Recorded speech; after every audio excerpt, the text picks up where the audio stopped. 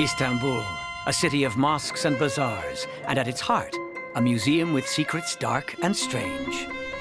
Engines of destruction, ancient high technology,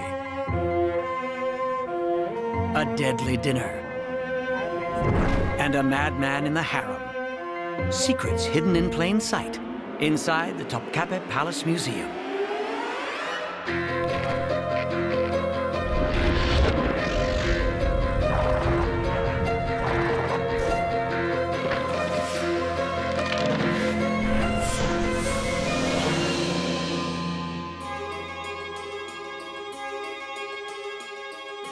At the nexus of Europe and Asia, Istanbul is the gateway to the Middle East. On a hill overlooking the city stands a magnificent museum visited by 2 million people every year. They come to marvel at opulent treasures in what was once a sultan's palace named Topkapi. In Arabic, Topkapi means cannon door. How and why Topkapi Palace came to be here is our first museum secret. The story begins with a Muslim sultan named Mehmet II. His weapons can be seen in the Gallery of Armor. This object is one of the most beautiful examples of the classical Turkish sword design. If you see it as a little curve, this sword tells us that he was a warrior king. In 1453, at the age of 23, Mehmet commanded a vast Islamic Ottoman Empire. But at its center, where Istanbul stands today, was the Christian city of Constantinople, the last remnant of the Byzantine Empire. Its location on the Bosphorus Strait gave it control of trade between Europe and the East. And over 1,000 years, its surrounding walls had thwarted 23 would-be invaders. The walls of Constantinople were absolutely extraordinary. There was nothing like them in the medieval world. Here we are standing on the great city walls, land walls of Constantinople, on one of the towers, and we're looking down the line of walls that run to the sea on one side and into a small bay on the other. The bay is called the Golden Horn, and in times of war, a great chain was stretched across it to keep out enemy ships. The Byzantines were used to sieges, and they were expert at defending their city. Constantine XI was the 101st Byzantine emperor. He warned his Christian subjects that should the Muslims ever conquer the city, they would brutalize survivors and force them to convert to Islam, assuring them of eternal damnation. Constantine was determined not to let that happen. Mehmet arrived on April 6, 1453, with an army of more than 80,000 men and 320 ships. He was confident he could conquer the city that had withstood so many previous attacks. But his men discovered that there was more to Constantinople's walls than met the eye.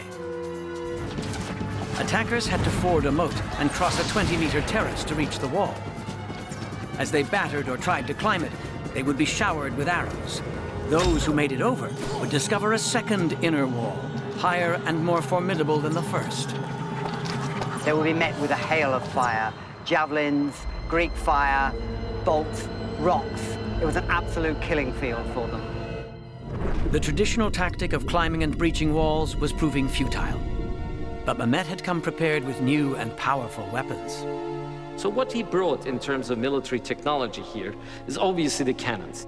The largest cannon he had, called Shahi, the grand or the royal cannon, was throwing cannonballs of 600 kilograms. This monster cannon's barrel was 20 centimeters thick and close to 10 meters long, made of solid bronze. Its cannonballs could travel over 1 kilometer to reach their targets. Its blast was deafening. Even Constantinople's thick walls could not withstand a direct hit. Although initially the wall was ruined, the Byzantines quickly developed a very successful defense, which was to replace the stone with earth ramparts. The effect of this was to absorb the impact of the cannonballs, rather like throwing a stone into mud. And this made it perhaps a little bit dispiriting to the Ottoman troops, who, as quickly as they demolished a section of wall, saw it being replaced with something which still worked reasonably well. Thousands of Mehmet's troops continued to die as they advanced on the walls, hoping the cannons would finally give them the advantage they needed.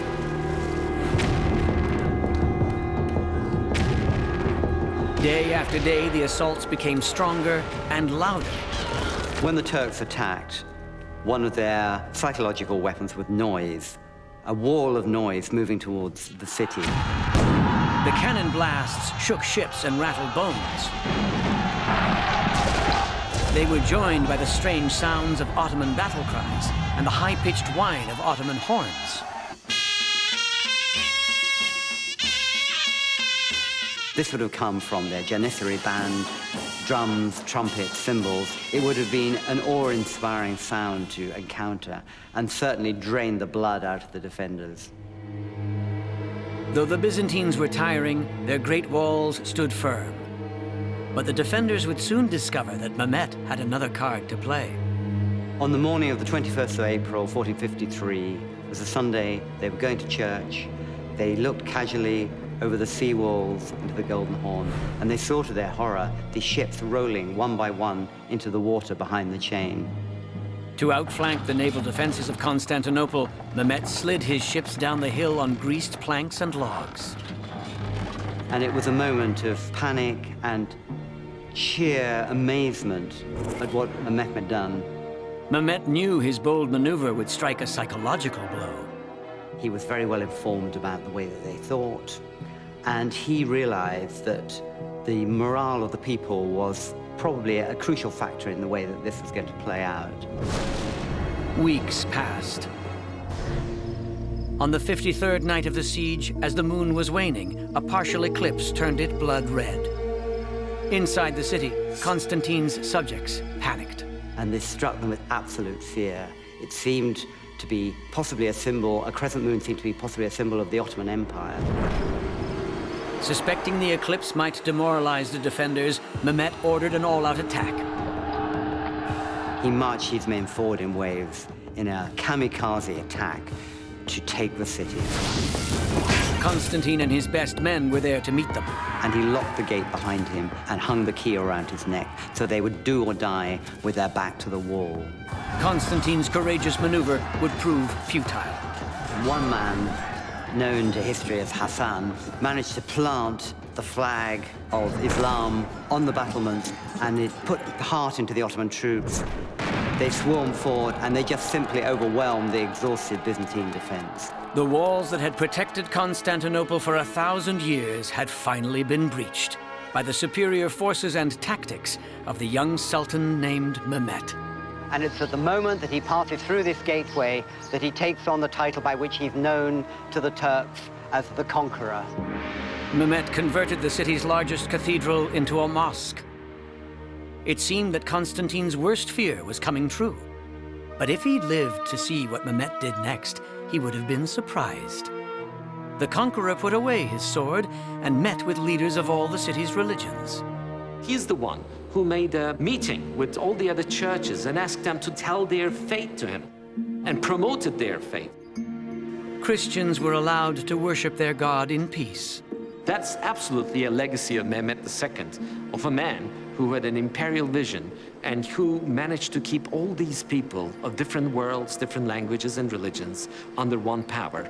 And in a city that has grown far beyond its protective walls, many Christians live here still.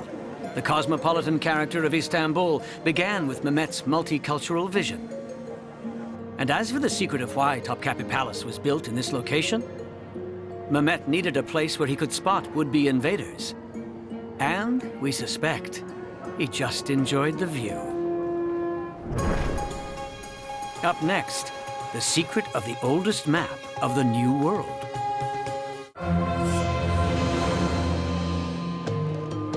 Topkapi Palace was the center of the sprawling Ottoman Empire for almost 500 years.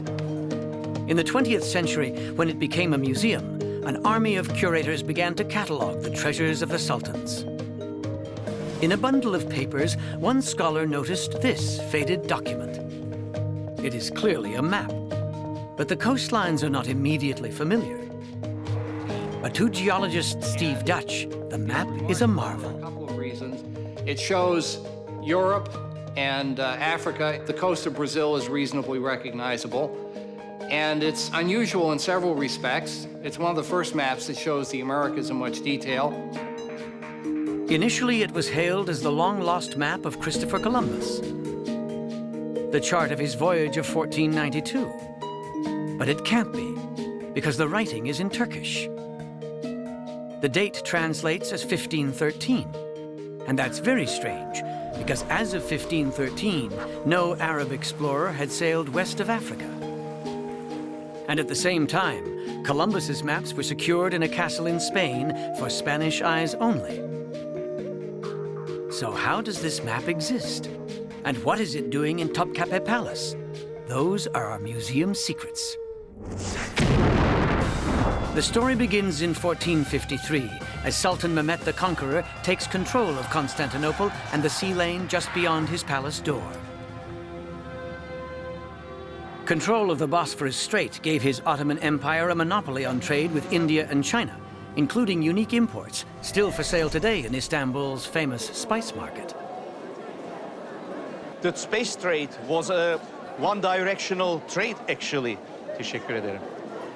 It was a one-directional trade from the east towards the west. Yusuf Civelekulu is the grandson of one of the first Topkapi historians to see the New World map. They would come on ships or on caravans, and in Istanbul, they would change into vessels to Europe. The kind of spices which were traded were black pepper, saffron, dried ginger, turmeric. It was a necessity for the cold winters of Europe, where you had to conserve your food for survival purposes. The spice trade monopoly made the Ottoman Empire rich, but Europeans grew tired of paying the Ottomans sky-high prices. So some, like Columbus, sought a new route to Asia by sailing west. The Ottomans were interested in what the Europeans were doing in the West because they felt that this was a competition. They knew that their monopoly was put into question.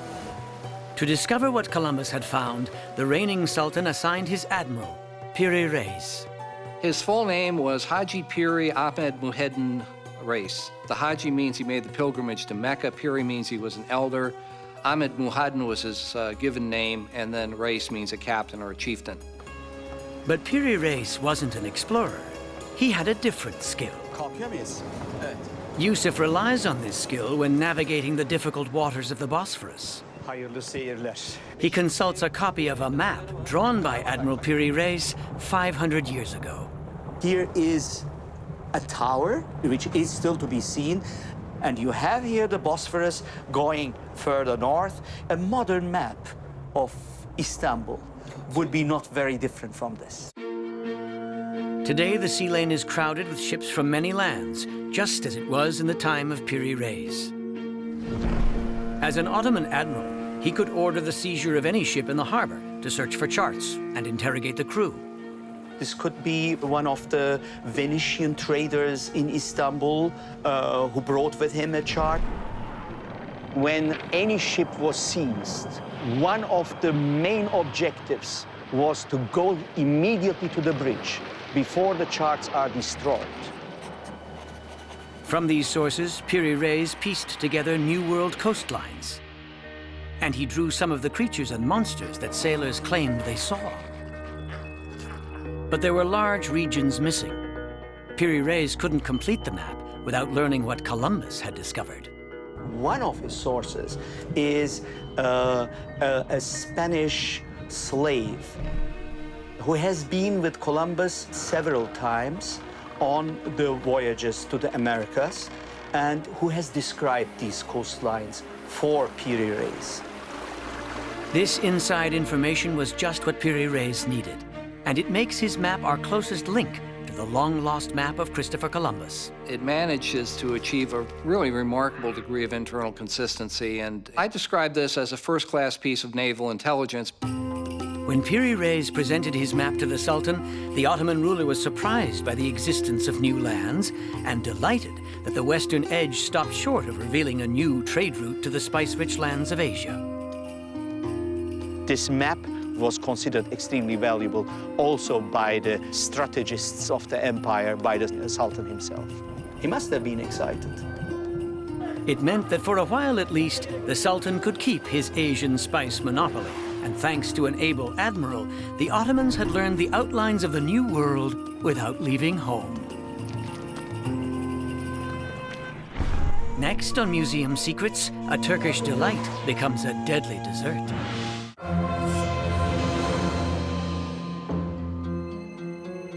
Topkapi Palace Museum is peaceful at night, but when the Sultans lived here, it's likely they had trouble sleeping. Being a very elevated personage in that period would have been a struggle and quite frightening. There would always be people who are out to get you. A traitorous vizier, a jealous wife, or an ambitious son. Many had a motive to murder a sultan. And during the Ottoman Empire, 10 murderers succeeded. Jason Goodwin thinks about palace murders quite a lot because he sets his novels right here in Topkapi, in a continuing series featuring a Turkish detective named Yashim. Today he's here to find a museum secret, the best way to kill a sultan. For research purposes only, of course. And he thinks the sultan's bathroom might be a good place to start. Perhaps there he's at his most vulnerable. So even at the heart of his own palace, he can never be quite free of his kind of night terrors. But his guide, curator Canan Cimili, thinks Jason is on the wrong track. Sultans always used to live in these places because for security, he always looked by himself. I see. So he went, when he was bathing, yes, he bathed by himself? Mm-hmm. And this screen, like this, so he goes inside and he shuts. Yes. Does he lock himself in? Inside his gilded cage, a sultan would be hard to kill, so Jason will need to think up a new murder scheme. He decides to think on a full stomach by having a meal at this well-known Istanbul restaurant. Here the food is prepared just as it was in Ottoman times. Owner Batur Durme is determined that every dish should be fit for a sultan. Did you find these recipes? I mean, with the research for this? Actually, first we started off with just the dish names. From 20 to 40 different dishes were placed on the table, and Sultan would pick up 3, 4, 5 that he fancied, and he would taste them. The rest would go back to the kitchens untouched. As Jason enjoys the meal, his author's mind is hard at work. He's wondering if it might be possible to tamper with the Sultan's food. To find out, he heads to the Sultan's real kitchen. The Sultan's meals were cooked in these rooms in Topkapi Palace, along with the meals for the Sultan's entire court. There are about 5,000 people who needed to be fed every day in Topkapi Palace. So the kitchens were correspondingly huge. After an incident in the 15th century, when Mehmet the Conqueror dropped dead in his chair, the kitchen was reorganized to enhance security. There was one kitchen reserved entirely for production of food for the Sultan, and only for the Sultan. The moment it leaves the kitchen, it's covered in a cloth, and this cloth is tied with a ribbon, so that no one can tamper with it between the kitchen and wherever he happens to be, which could be quite a long way. The only chance for tampering would be at the moment the food is prepared, and the would-be assassin would need to choose poison that wouldn't change the taste or color of the Sultan's food. Jason thinks he might discover a possible poison in Istanbul's spice market. He doesn't really expect to find it on display, but he hopes one of the vendors might have some useful information. You know, when I'm writing my detective stories, I'm always looking for some sort of poison I can use for the murder and... Poison? Yeah. Oh, really? Yeah. Can you think of anything good? I have a poison like this. You want to try? Turkish poison. Very spicy. Also burn. You just want me kind of gasping, huh? Yeah. You know, we were interested in the ancient times in the harem. Yes. When the women tried to kill each other and maybe poison each other. Yeah. Melissa tea we have. Melissa. Melissa. Oh, that's correct. Melissa. Okay. Melissa here. So this is good. If someone is trying to get you, then you drink the Melissa tea and you feel calm. Absolutely. Is there anything that in old times that the people would use as a poison? It's killing. It's too dangerous. I know because I don't like this. It's killing. It's killing. No. Understandably, some of the shopkeepers are a little shocked at Jason's questions, or suggest options that didn't exist in the Sultan's time, like this roach poison. Okay. So you just sprinkle that around, yeah. Okay. Yeah, you might dust the sugar onto somebody's baklava, maybe, yeah. Clearly that won't work, but Jason isn't out of nefarious ideas yet. The women in the harems, they had creams and powders, things for their hair, things to make their skin lighter or to make their skin softer. In their skin whitening powder, the active ingredient was white arsenic. The arsenic would be invisible on top of this traditional Ottoman dessert, and the Sultan wouldn't taste it because arsenic is sweet. But unfortunately for Jason, the Sultan's kitchen had one more safeguard.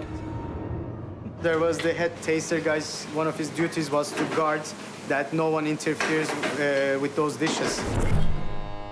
So if the Sultan's dessert was laced with arsenic, the only person who would die would be his food taster. Poison may not be the best way to murder a Sultan after all.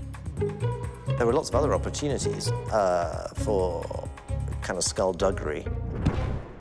In a palace full of potential murderers, for even the most careful Sultan, there was no guarantee of getting to dessert. Next on Museum Secrets, rebuilding the world's first robots from the 13th century.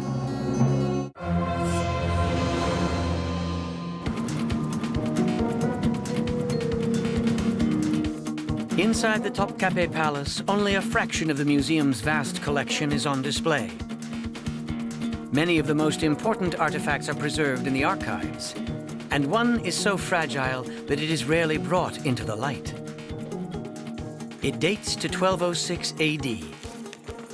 These fanciful, colorful drawings suggest it might be an illustrated children's book, but it isn't. Historian Bert Hall has been studying the Topkapi book for decades. The Book of Ingenious Devices was written by Ibn al-Razaz al-Jazari early in the 13th century. It is a kind of encyclopedia or treatise that covers a number of different devices. In the book's preface, al-Jazari claims that every drawing is of a device he made to bring delight to the Sultan's court. But many have a level of complexity that seems impossible in the 13th century.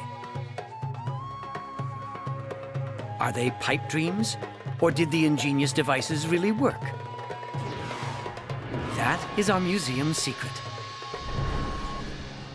Our investigation begins in Europe in the Dark Ages. There weren't many devices here, ingenious or otherwise.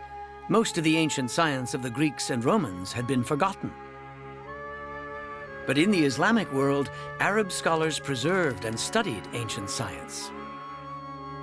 At a time when Westerners had all but forgotten about it, the Muslims were working towards new generations of ever more ingenious devices. Nearly all of al-Jazari's devices involve the flow of water. This may be because mechanized irrigation is a necessity in a dry land, but there may also be a spiritual dimension.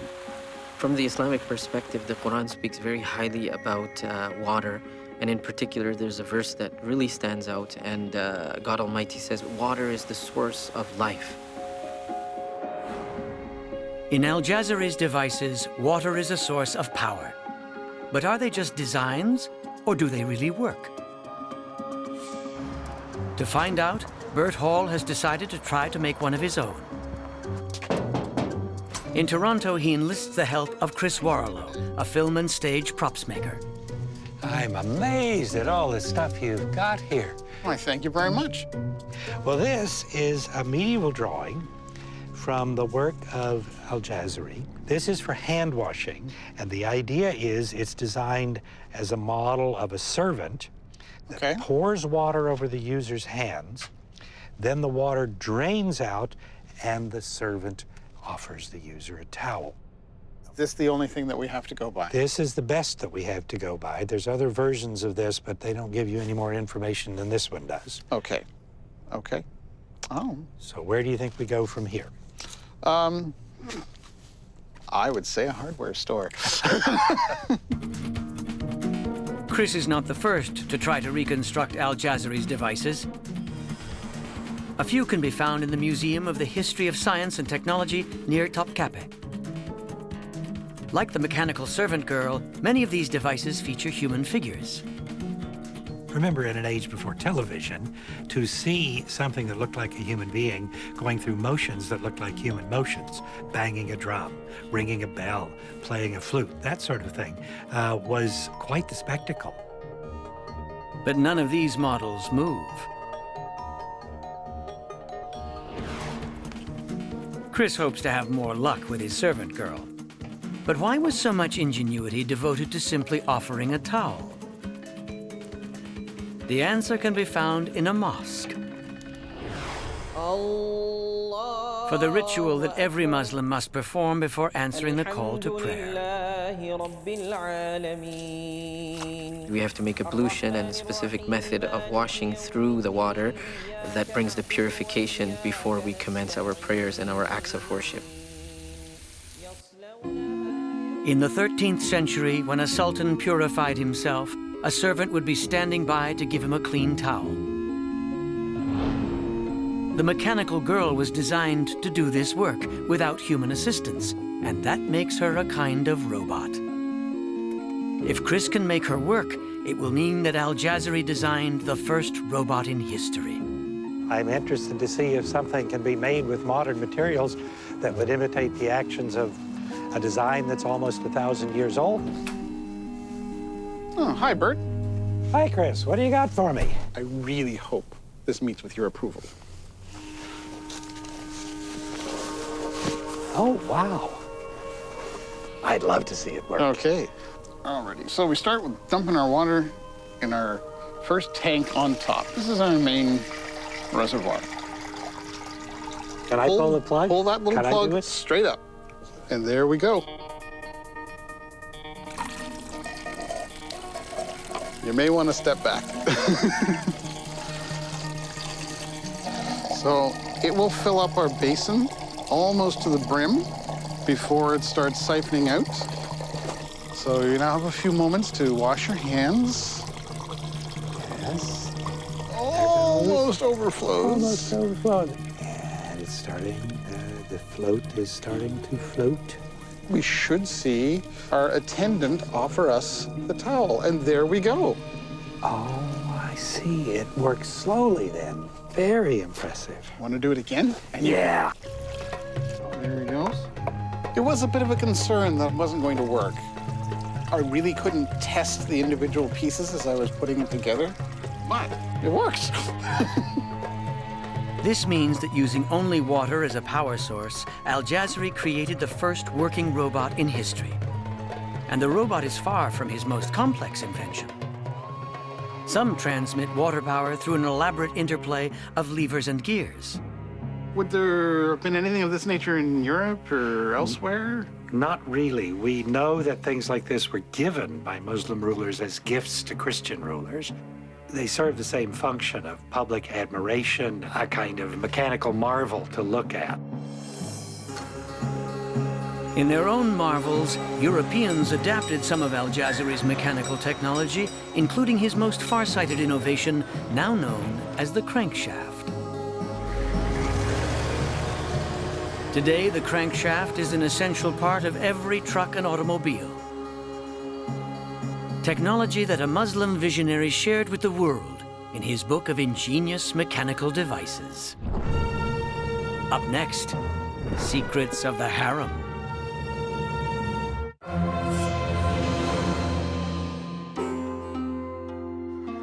The Topkapi Palace Museum was once the hub of the Ottoman Empire. 3 centuries ago, the palace grounds were as crowded as they are today, with courtiers, generals, scientists, and slaves. But down a long pathway lay a part of the palace that only the Sultan and a select few could enter.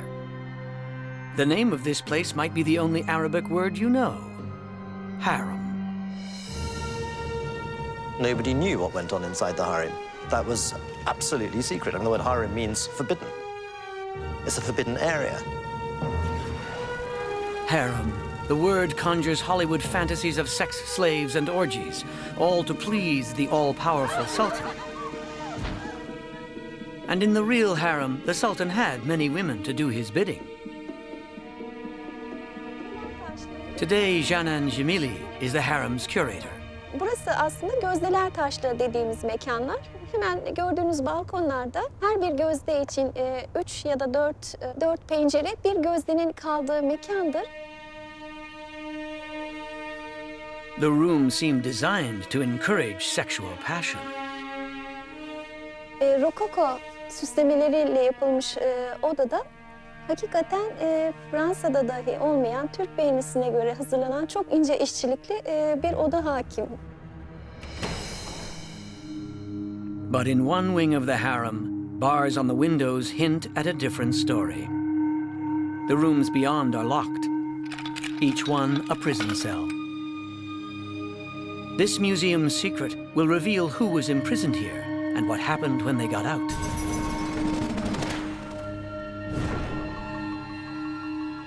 Women were brought to the harem when they were very young, snatched from their homes in outlying Christian regions of the Ottoman Empire.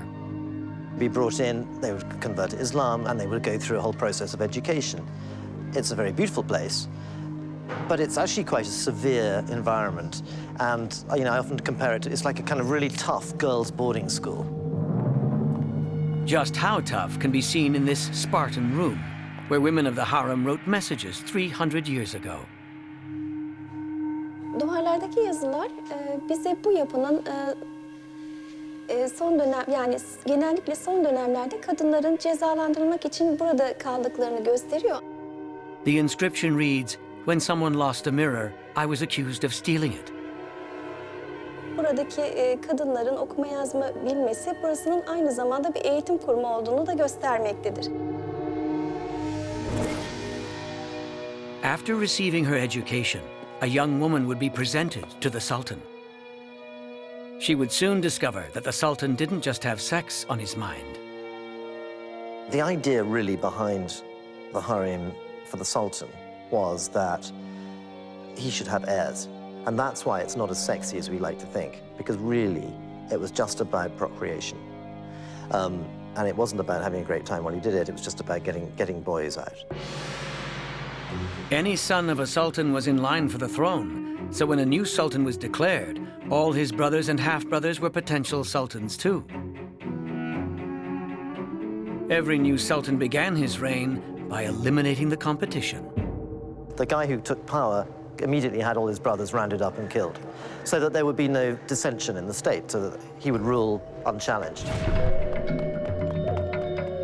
Even the sultan's youngest brothers would be put to death. The killing just got sort of too gross, and people were offended. 19 boys, perfectly healthy, good boys, and they kind of taken out to the burial grounds, and they go through the streets of Istanbul, and everybody says wailing, and this is a terrible event. Revulsion led to a ban on such brutal killings, but the sultans still needed a way to contain their brothers' designs on power. And that brings us back here to these barred windows. Behind us here is what they always refer to as the notorious kafes, or the cage. The new idea was that the brothers would drag out their existence here.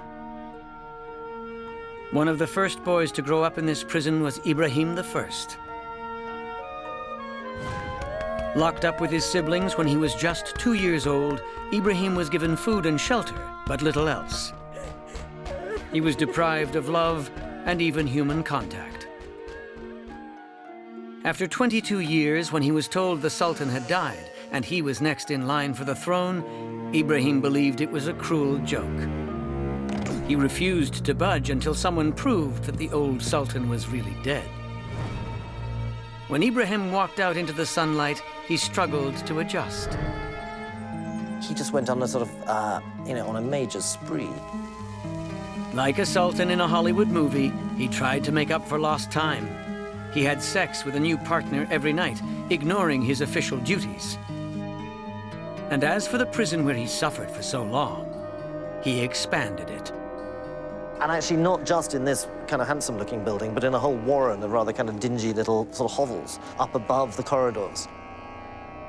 So you had nephews and uncles and brothers and so on, all these guys who were living in various states of kind of neglect.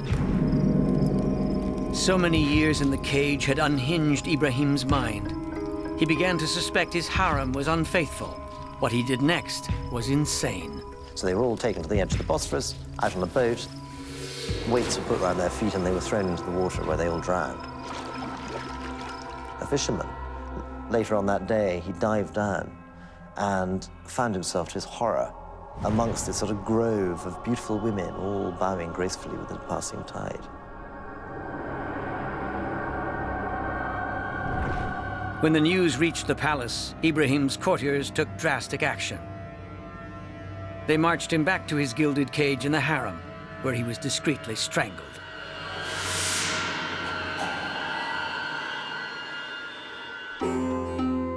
To give a man nothing, and then to give him everything, is a recipe for disaster. And perhaps that's why the Sultan's harem really should be forbidden. Up next, the secret of winning an unwinnable war.